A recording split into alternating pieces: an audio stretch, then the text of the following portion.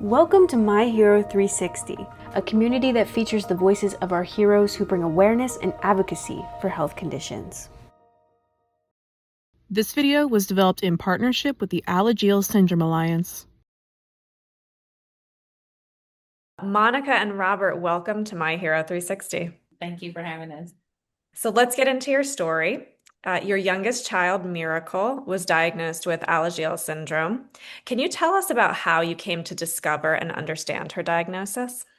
So she is our IVF child, and my wife always says she knew in the womb something was wrong with Miracle, something just wasn't right. So, you know, we went through a pregnancy that she was very sick and throwing up constantly every day, every day for 9 months. So it was kind of rough. So when she was born, she was jaundiced and her eyes were just yellow, her skin was yellow, and just knew something was off a little bit, and it just wasn't getting better.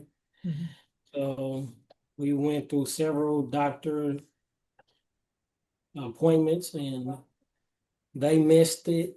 They missed the mark where just her levels just wasn't right. They wasn't reading.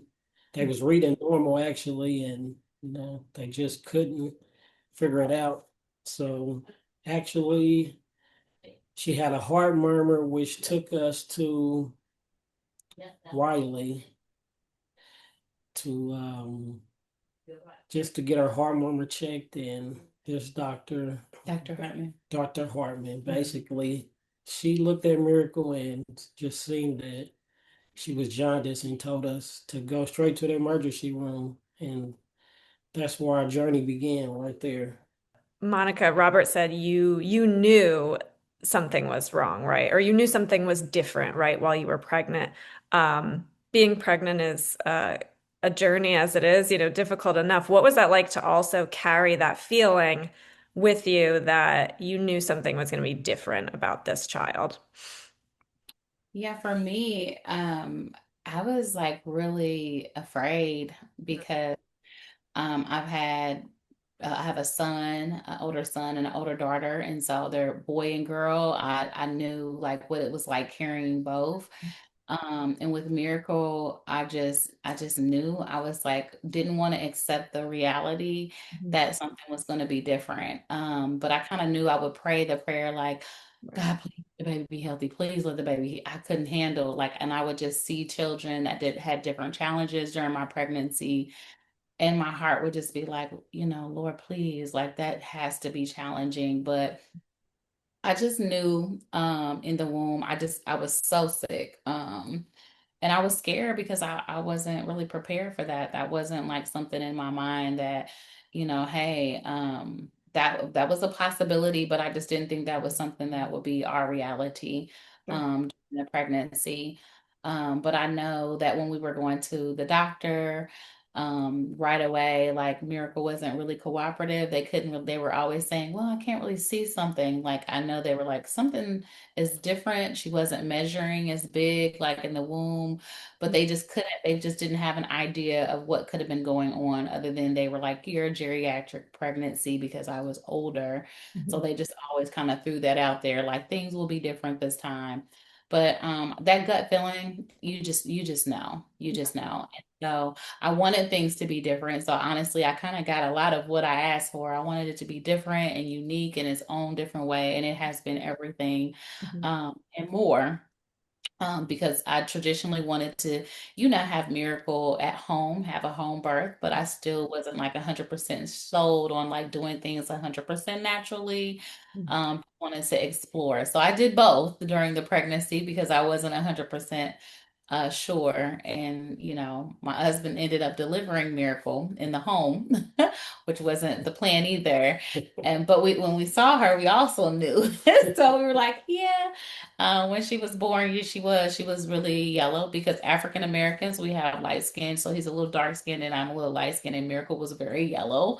It was misdiagnosed that she was jaundice. They were like, it could happen. My mom is kind of have yellowish kind of skin tone. So, but those were some things. But then she was lip and tongue tied. We didn't know what that was either. So it was just like from the time she got here, it was like, yeah, we're rocking and rolling. Miracle has educated us all. Now, jaundice is can be a sign of Alagille syndrome, but when we initially spoke, you expressed how you were disappointed and you felt dismissed, by the medical community, and as you went to try to figure out what was going on. What was that like, and how long did it actually take for you guys to get a diagnosis? So it took a while because, like I said, I went through, the doctor, and I also had a midwife. I was doing midwifery services, and even the midwifery services, I wanted, to do things naturally, but they just both were kind of making me feel like I wasn't doing enough, like Miracle wasn't gaining weight. So I felt the pressure of like being blamed for some of the things that were going on. And I was just like, because I was nursing Miracle because I didn't want to do formula this time. I wanted to nurse her and give her more of the natural things, but she wouldn't latch because she was lip and tongue tied. And, I would tell them like, hey, it's just something with her mouth or something. She's just not really crying or showing a lot of this different movement, and a lot of her movements were stiff. They were like, she's a baby, she's young. Like it just was like every concern I had was a stopping point. Right. Um, and then it was like I no longer trusted midwifery services. I no longer, then when I went to the pediatric side of it, I no longer trusted them. And it was just like, so where do parents go when they feel like they're not being listened to, and they're feeling like they're being accused and blamed like they're not doing enough? And I had never experienced that in previous, pregnancies or anything, because my children were just traditionally healthy. Like we just went to the doctor, when we needed to, and it was okay, and there was nothing going on. But this time I had to advocate, and I didn't even know what I was advocating for other than take another look. Like my husband had mentioned, they were talking about her bilirubin numbers. It wasn't concerning to them, but I was like, what's going on with her eyes? I'm like, are you sure? And it wasn't until she heard a heart murmur. And so it was a heart murmur that opened the door, and that was at 6 weeks old. So it took about 6 weeks for me going back to the doctor. They're saying, oh, we're going to check her. Her weight's not growing. Something, you're not feeding her more regularly. Maybe you need to have classes about latching. I'm like, Oh, I'm like, there is something more going on here. But that doctor, we are so grateful for her, because when she looked at Miracle the first time, where that baby is jaundice, is what she said. You need to take her over to the hospital. And that hospital stay was 8 days. And it was like, oh, we were so afraid and terrified and sad and depressed, and just was like, oh my God, what are we going to do? We have other children, we have like jobs, we don't know what this is going to require of us, and we have no idea what's going on. They originally thought that she had biliary atresia, mhm. and so they had to rule biliary atresia out. And then they were like, okay, or it's a genetic disease. But we were like, well, we don't have any genetic things going on. So maybe it's the biliary atresia. And they're like, we do those surgeries all the time. It's going to be a good little reconstruction, and we can go on. But it wasn't that. It was Alagille syndrome. It's a rare genetic, mutation that affects, it's a rare genetic disease that affects the liver, the heart, the brain, the eyes, her body structure, her weight gain, her growth and development. It's just all of these different things, her kidneys. And we were just like, oh my goodness, our little tiny blessing and miracle is so complex. And like, how are we going to care for her? Mhm. So it has been a journey and still is a journey. We're still navigating, doctors and, just advocating, can they do more? And now we break to meet Miracle. Miracle, would you like to say hi to our friend? Would you just like to say? Hi, Miracle. How are you? Was it just your birthday? How old did you turn? 3. Happy birthday. Say thank you. Did you open all your presents? Yeah. Were they good? No, you still have some? We'll say thank you. It's so great to see you, Miracle. Say nice to meet you. Nice to meet you. Thanks for joining my hero. Okay, go get Nani. And you mentioned the genetic component. I want to talk about that because, as you said, Robert, Miracle was conceived through IVF. So you had both gone through genetic testing. Neither of you had anything that popped up, and I believe neither of you had the genes that are associated with Alagille syndrome. So this was obviously very unexpected. So you go through IVF, which is, I'd imagine, its own kind of stress and, just a process, right? And then you have this pregnancy where you said you felt just in your bones something was different. And then, you go through this 6-week journey to get a diagnosis. What is that compounding just kind of stress and unknown like? It was rough. It was rough. I can't even put it into words. It just was so many emotions Mm-hmm. into that you just can't explain. And it really hurt it. That was like the lowest I ever been as Yeah. a man trying to keep everything together. Is like to see my baby in this position brought tears to my eyes and made me cry like a baby. Mm-hmm. Which never, I probably only cried like 3 times in my adult life.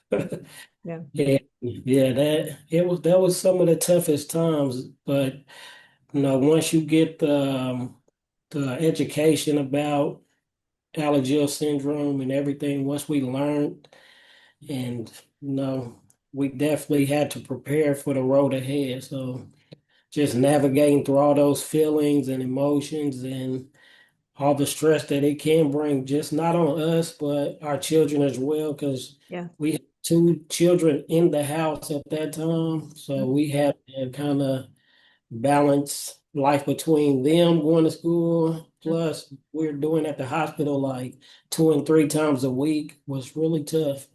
And I know it brought a lot of stress on her as well because she's like the main person dealing with the children, and then I have to jump in where I can to help her out to relieve her. So it definitely was rough. Yeah. Yeah, as you said, it affects the whole family, right? So how did it affect your other children, when you're in the hospital, like you said, for an extended stay and you're trying to juggle all these things. What was that like for them? Man, I know like my son Jaden, like right now, he was in Montessori school, which we had to drop him off and pick him up every day. So his situation changed because we couldn't really get to him Mm, every day, picking him up like that first year. We just had to really depend on the people that we had, our little circle around us that helped us out, hmm drop him off, pick him up. And so his situation changed because he had to switch schools. And it was rough on all of them. Terrell, which his situation kind of stayed the same, but I know it was kind of like separation issues because we was gone a lot. hmm You had to have people take care of them while we're at the hospital several days or weeks at a time. hmm I know it was kind of rough on them as well. It's so important to have, like you said, that village, right? The people that can help you when you're in a situation that you never imagined, you would be in and certainly couldn't plan for.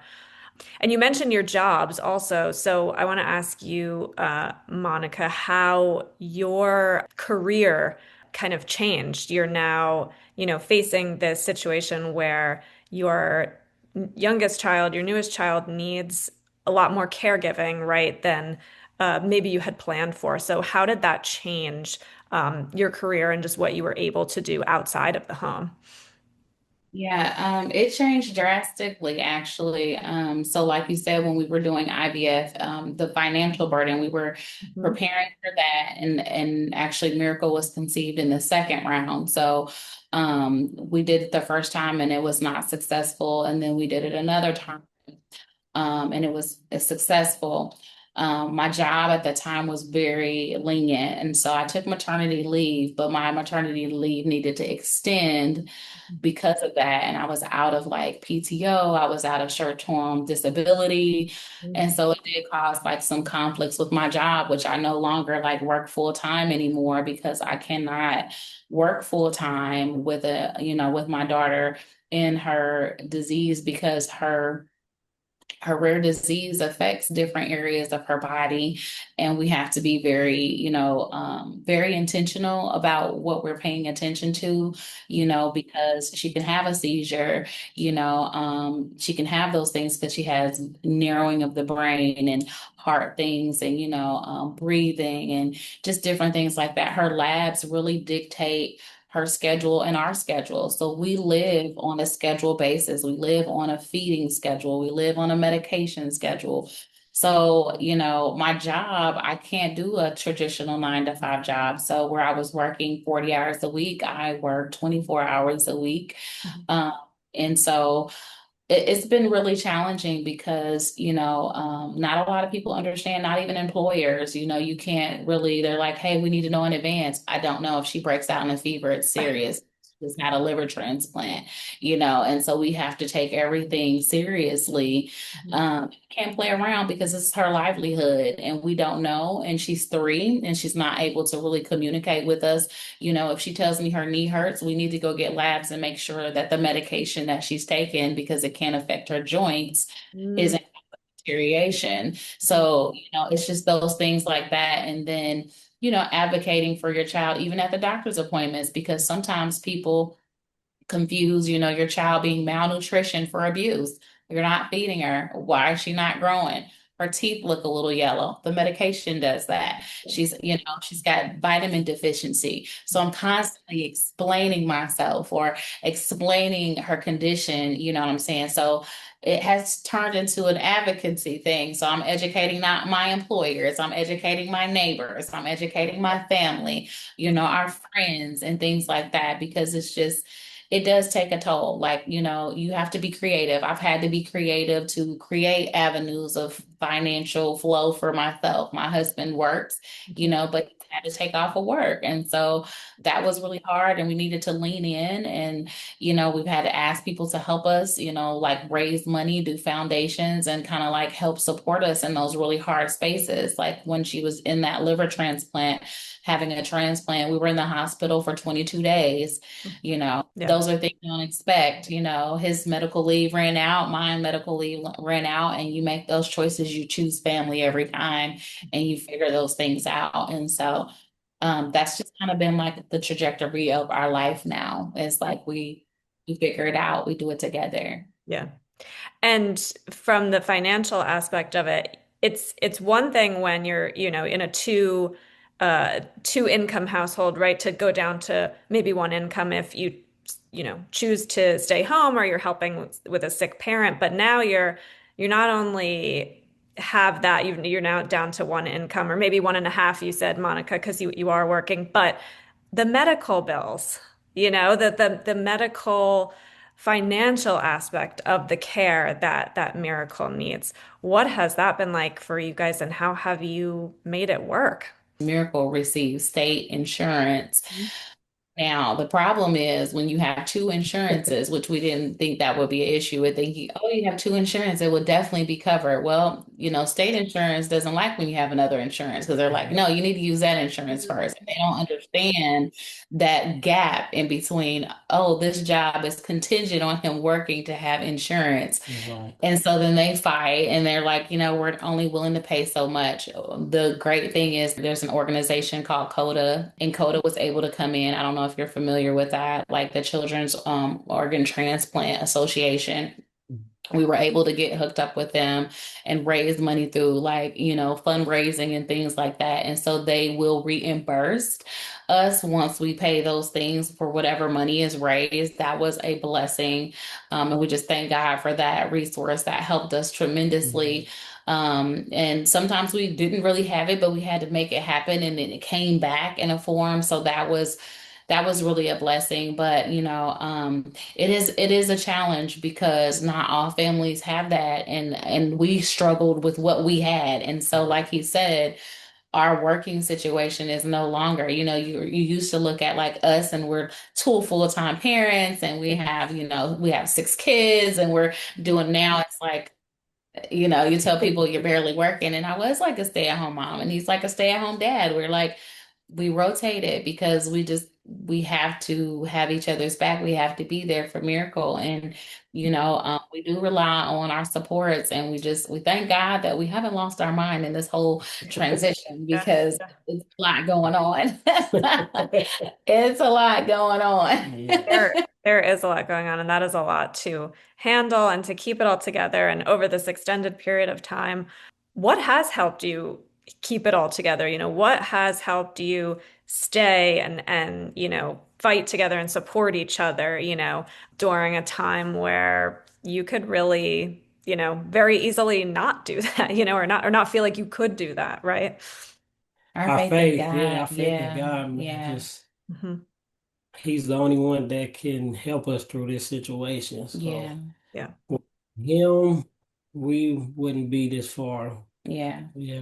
And it's still hard, even with Yeah. him. Like, because we believe in God, and we just believe that, he gives us strength when we are Mhm. not weak. Because I mean, some of that stuff you black out, and you throw it in the back of your mind. You're like, oh my God, how did we go through that? But I remember there was days where I was crying, and I was like, I'm not going to be able to do this if you don't give me strength, if you don't send some help, like, in the form of people, or nurses, doctors, friends, supports, families, you know what I mean? Our children just saying a kind word and just giving us, just that hope, and, things like that, because it is challenging. It's an everyday challenge. It doesn't go away, every day we wake up, and we choose, to continue to fight, and we choose to trust God, even when we don't know, in the unknown places.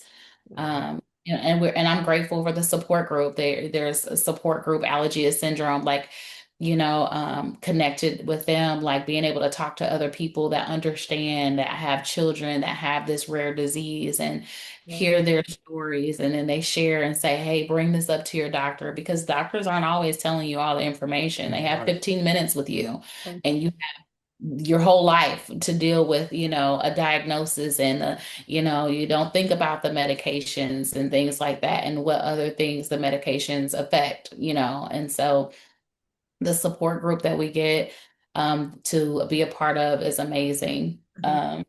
Yeah. Yeah. Yeah. And this is a rare condition, right? So there's, I'm sure, many people, even in the healthcare field, doctors, nurses, whomever, who have never actually experienced a patient with this condition until they see Miracle, right? So that's another added layer of challenge of navigating that. So, she was diagnosed at 6 weeks. Now she's 3. What have the past 3 years been like? How is she doing? What has her journey been? Wow, Miracle is busy. She is a busy 3-year-old. And so she is so fun, full of life. You met her. She's kind of shy, but being shy, she is all out girl. She's playful.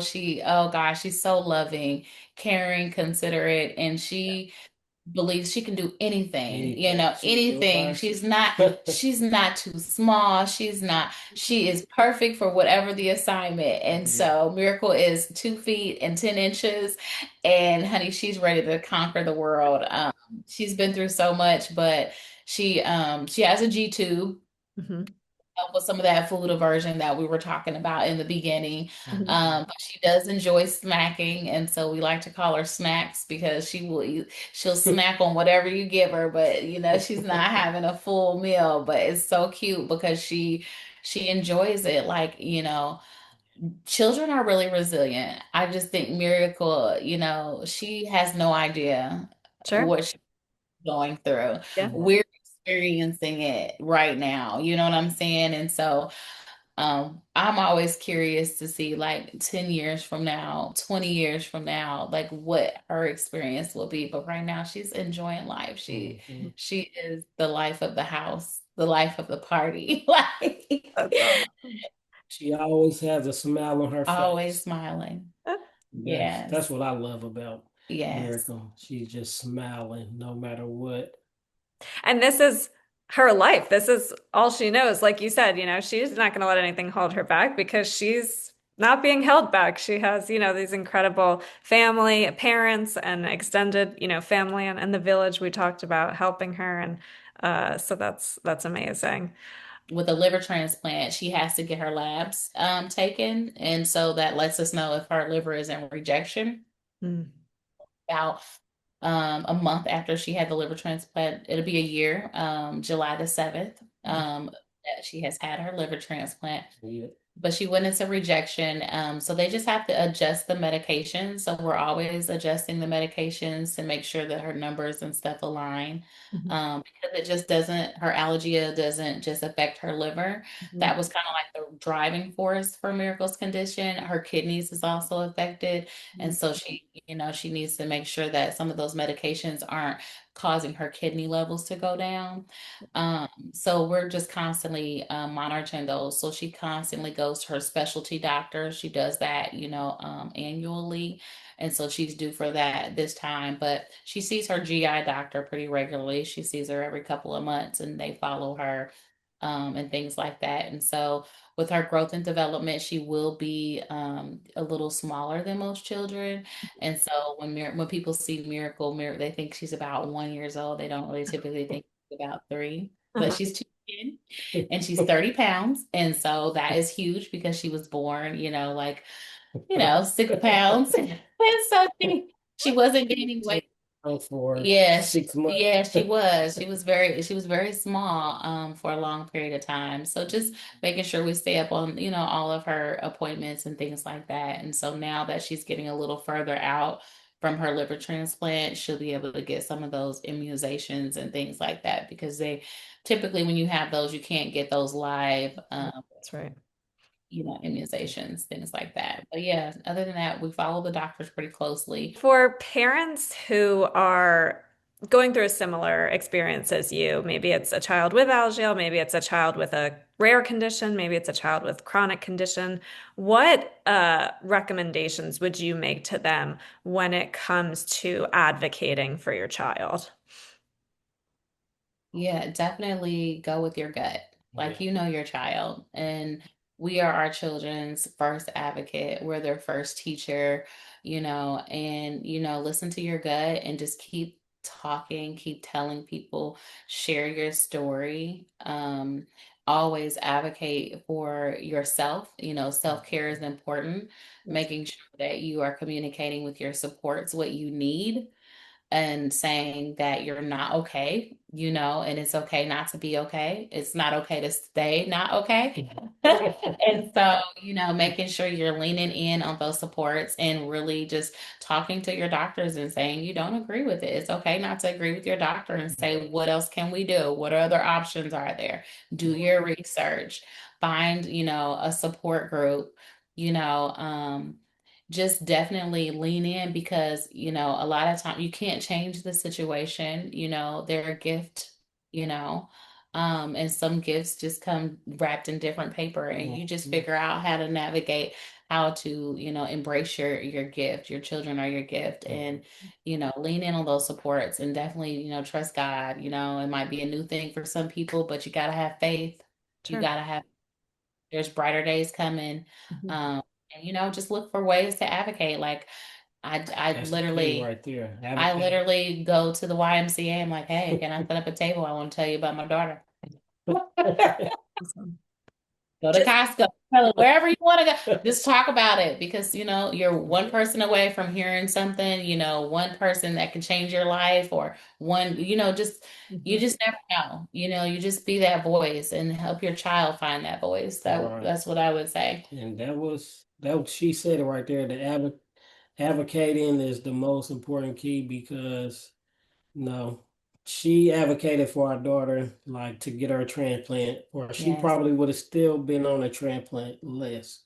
Wow. So without that, Yeah. no, ain't no telling. Miracle probably would still need a liver right now. So that's the most important key, and that's something that I've been learning because you gotta be the voice. You gotta know how to speak up, and if can't just go with what the doctors say all the time. You have to get your second opinions and and then make the decision. Don't, that's what I would say. Just, Mhm. go with your gut, like she said, and get another opinion before you take the doctor's advice Yeah. and make sure that you're doing the right thing for your child. Hmm. That's all really great advice. How did you advocate to get Miracle the transplant sooner than maybe you thought she might have? Well, when I was going to the doctor with her, they had tried different medications because Miracle started at birth, she didn't really itch, Mm. but when she started turning 1, she started itching so bad that she was not sleeping. Mm. Like, and we were sleep deprived. We were like, what is this? She would itch her feet, her ears, her head, and she just was so uncomfortable. Mm. And it was like you couldn't do anything with a topical cream. I couldn't bathe her with oatmeal. It was like none of that, all that stuff was external, it was internal. And Mm. they were like, well, when she gets 2, we'll see. And I was like, yeah, no, this is horrible for her. Mm. This is horrible for us. We are her supports and we're not sleeping. Mhm. This is not good for anyone in this household because we can't be good to anybody if we're not being good to ourselves, and sleep is important. Mhm. And just Miracle was uncomfortable, and they were like, you have to be at a certain level. You have to be kind of sick enough to be on the list. And I was like, I'm not okay with her being sick enough. She's not having a quality of life. Yes. For me, that was important. Like, I don't want to hear you tell me that. So when they said that, I was like, that's not going to roll with me. Mhm. Like, so there is another option. I said, and what's another option? You can make an exception. The word was literally an exception. And that is what I asked them for. Mhm. I need you to talk to somebody because this is enough for her. She's not sleeping. She's restless. She's already not eating, Mhm. and she had to go diagnosed for 6 weeks. What else are we going to have to experience, Yeah. for you to say that she needs it? And they did it. Like, but if I would not have said, that's not okay with me, I need you to make an exception, Mm. those things wouldn't have happened. And so I would tell any parent, make an exception. Who Mhm. do I need to talk to? Yeah. If they're not in the room, who needs to be in the room? Mhm. That is how I was able to get them to make an exception. She had to go through all the testing, and they got her on the list. Mhm. And it took about 20, maybe 23 days for her to get her liver. Wow. And thank God that, I was able to just muster that up, because sometimes you get intimidated by Sure. doctors, Dr. So and so, they've got these degrees, they've got these badges, and they're serious, and they're like, no, this is what it is. But it's like, I'm her mom though. Like, and mom is important too. Mom knows Mom's best. Yeah. important. Yeah. I'm Doc. Yeah. And so I had to say, no, I don't know exactly what you need to do, but you need to do something. And so that's important for me. And so it's the advocacy started in the doctor's offices Mhm. when people would say things, and I would say, I don't understand what you're saying. Mhm. Bring it down to where I can understand. Mhm. Yeah. I want to just go back to the point about the itching that you talked about, because that is a very big hallmark of Alagille syndrome. And perhaps people may hear that and think, oh, it's just I like, yeah, that can't be that bad. But I think it can be that they like kids can scratch their skin till they bleed, because that is how intense the itch is. And like you said, the quality of life is incredibly impacted by this condition. Yes. Miracle would definitely have scratches and blood, and we would have to All keep her nails clipped and her ear. It was just so bad, and we were just like, "Oh my put goodness!" mittens on her Put mittens hands. on her Yeah. hand Yeah. and Hmm. come off, and it was like, "Oh my goodness!" Hmm. And it's excruciating Yeah. to watch your child go through that. Yeah. And it wouldn't start And till night. it wouldn't start until night. Mm. And like all night. Mhm. And we would try to have to hold together the jobs that we had and go and be productive and then be productive parents with our other children. Yeah. And, it affects everyone. Yeah. Sure. It really does, so it's more than a regular itch. Mm. It's more than this. Yeah. It's It's an itch you cannot scratch. And Yes. Yeah. yeah. can't reach it and you can't scratch it. The community portion of this, of what you said, and finding people who understand truly what you're going through, right? So other families with Alagille syndrome. And so I know you connected with the Alagille Syndrome Alliance. They're a patient advocacy organization. How did you first get connected with them, and what kind of support and resources have been most helpful for your family? Yeah, so really Google Googling. I mean, they may have mentioned it briefly, because I was like, I'm gonna start a group. Yeah. And, Yeah. I reached out to Roberta, and she is phenomenal. Dr. Al is phenomenal. They have these support groups, and it's those support groups, honestly. And then just navigating, my daughter, now that she's, aged out of first steps, and we were trying to get her into preschool, Mhm. to see if she qualified for services through preschool, and she did not, but they did give us the good information to say, to advocate, because of course they don't understand Alagille syndrome and how that can affect their attendance in school, and how she will need a 504 plan to carry her, because she will have doctor's appointments, and even though she's not behind right now, if she doesn't have supportive services, she will fall behind, right? And so there's a lot of gaps in the educational system. And so they helped me navigate what to say. And I feel really confident now, because I'm really not ready to send her to preschool, honestly, just because there are so many different things. I want to see her speech develop a little bit more, and just kind of help with that coordination and balance, and being around a lot of children. She's not ready to jump into that right now. And Mhm. that's okay. But I was comfortable enough to go into that room to practice the advocacy, because it never stops, to say, okay, this is what you guys need to know. And this is what her syndrome is. There's other rare diseases out here, but people need to be aware of how these affect them. So they've definitely helped me navigate through those different systems like that. And then just, connected. Like, they have a lot of resources for families to be connected and go to events. We haven't got to that part yet, because we're just about to be a year post transplant, but our plan is to actually go and actually physically meet those people. I connected with people out in the group to kind of help with, like, creating her own food blends, because she's, a G-tube feed. And so she feeds every 3 hours, and like making my own, like when those supplies don't come, or, insurance has a lapse, or they're, so just being creative, and, finding things and people, I think it's just the community, just talking to, because sometimes I believe our families don't understand, because it's so rare. And typically we don't have any children that have any medical challenges in our family.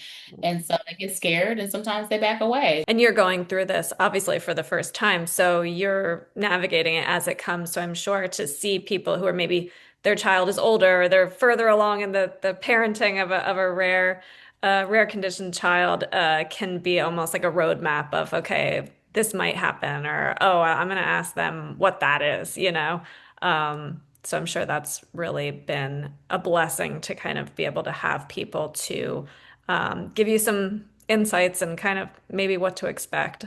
Definitely, because, honestly, when I first was Googling and looking online for support groups on, like, Facebook, I saw a lot of fallen warriors, and I was really sad, because there was a lot of people that were passing away, um, from Alagille syndrome, because there is no cure, and some people, have not journeyed. And so in my mind, I was thinking, oh, I don't know, like, the longevity of my daughter's life. And I was like, I want to live. I want to celebrate her life. Yeah. Because sometimes we miss that. We live in the moment constantly. Mhm. Um, And so I had gotten off of it and then I got back on it and I started to see different things. But I think that was playing more towards the fear. And Mm, they're associated with, Alagille syndrome and the unknown and the uncertainty. Those are the other emotions that you feel, like sadness, loss and grief because of the life that you thought that you were going to have, especially for us with IVF. We were like, we finally got our happily ever after where, you know what I mean? And then realizing, okay, things will look different now. And so we are grieving what we thought we would be experiencing. And then the loss of, financial, stability almost. And then, those friendships and those relationships, because you could no longer, those are no longer the center. Like, yeah. our life change and we have to adapt to certain things. So I just really it just touches my heart, just the whole thing. But I'm grateful. I'm grateful because we get to go through this journey with Miracle and we get to experience it and we've saw the brighter side of things. So in these support groups, we see people that are 24, 74, 84 living with Alagille syndrome. So there is life with Alagille. It doesn't always end that Still way. hope. It can. There's still hope, you Yes. know you hold on to that every day Yeah. because we spend our time thinking about death, we won't live, and so death is just a new beginning. Yeah. So we have to look at it and reframe it differently in our mind. And so that was a reality too. What is your hope for, the future advancement of Alagille syndrome? As you're going through this, what are some areas that you really want to see change in the next maybe 10 years or so? I, I would say hopefully technology can get some breakthrough, Hmm. some breakthrough or some type of cure. Because I mean, it affects so many parts of the body. It's just like Yeah. it's it's rough, and I can see why the community is so small and why it's taking a long time to kind of get to the next level. But I think that as long as everyone, the doctors, get on the same page and kind of you know go over your notes and put everything together, I think we could make a big breakthrough in the future Hmm. using technology. That's what I believe. I would say like early prevention, like, people to find out, earlier, like more research,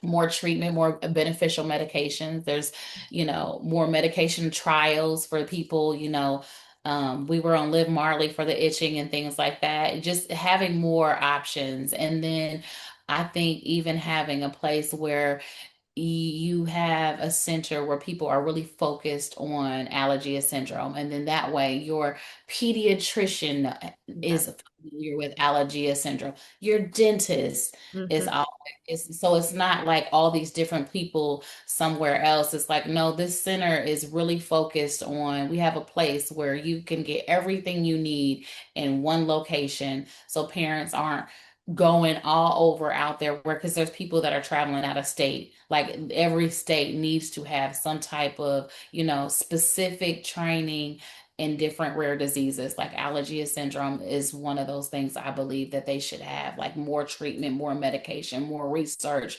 more providers that are aware, things like that, so that they can really help the families along in centralized support groups in these states and things like that. Because virtual is great, but you really want to connect with people face to face, give them a hug. Those hugs are important. Yeah.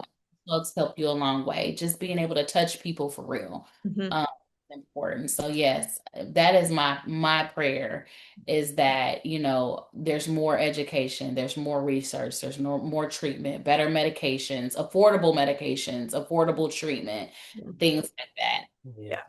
That whole body care from clinicians that are very, well versed in this particular condition, so that Miracle and all the other, children and people are getting the best care possible. That would certainly be And in the school system. We can't forget the Mm. school systems Mm. because that is where they need to be as well. They need the teachers need education, the principals, they need to know, you know.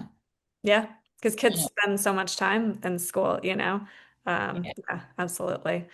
Monica, I want to ask you about your books that you have created. One is a coloring book that's kind of made in Miracle's honor. I think you might have it there with you to, to show us. Well, this is the coloring book, and it is Miracle's favorite things. And I love that.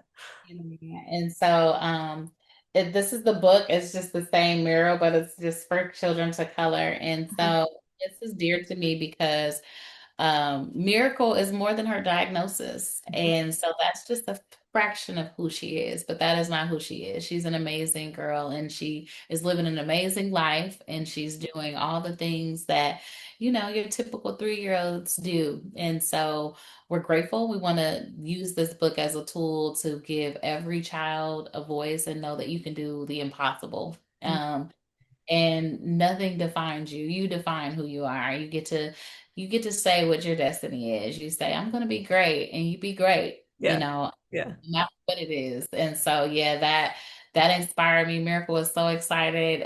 She was like, oh, that's me? It actually is her.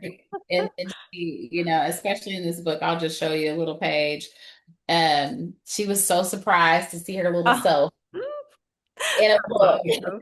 That's Yeah, awesome. she loves to read. And so her siblings are in there because they're a part of our village and they're our children and we love them and we want to be inclusive and include them because they are a big part of our journey. And we're grateful for our children, our older children that have been journeying this with us. And so, yeah, that is one of the books that I have. That's the children's book. And then this book here is just something that I created to also advocate for all the different things and challenges that we all may go through. But this is like my life, our journey, our roadmap, and how we were able to get through. These books are available on Amazon, and Barnes and Nobles, and on my website, monicaquarles.com. So yeah, this was just another way for me to advocate for my daughter. It was therapeutic. Sure. um, because sometimes you feel out of control and you can't control anything, and you're like, you know what I can do is I can write. I Mm-hmm. can't create. So we've had to be creative in our journey with Miracle. And so, any way possible, we just want to make sure that we're spreading hope, love, faith, inspiring people to share their stories. It's important. Yeah. Um, because all these children are blessings and they're gifts from God. And so we just gotta, show the world that they can do the impossible. Mhm. That's awesome. And you're certainly doing that with Miracle. So she's so lucky to, have you guys as her parents, pushing her and advocating for her and sharing her story until she can share it, herself when she's older. I want to ask you both, we like to conclude our interviews with the same question for everyone. What would you tell your younger self knowing what you know now? I would say it's gonna be hard. Yeah. Gonna be worth it. And you can do more than you think you can do. And there is beauty in pain. Mm. There's purpose in pain. Um, and, I would tell myself that, I'm proud of who you are and who you will become, you know. That was what I said. I'm like, basically, I would just tell myself, just fight Mm.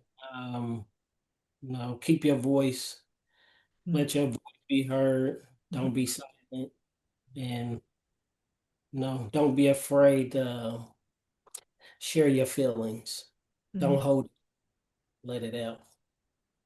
That's good advice from both of you, and especially not holding in your feelings because you have to take care of yourself as much as you have to take care of Miracle and all of your children, your whole family. So I think those are really important things for other people going through a similar, journey to hear from you. So, Robert, Monica, thank you so much for sharing your story, for sharing Miracle with My Hero 360. You're both incredible in what you're doing, and I think you're going to be an incredible inspiration for anyone listening. So, thank you so much for sharing your story. Thank Thank you you. for having us. Yes.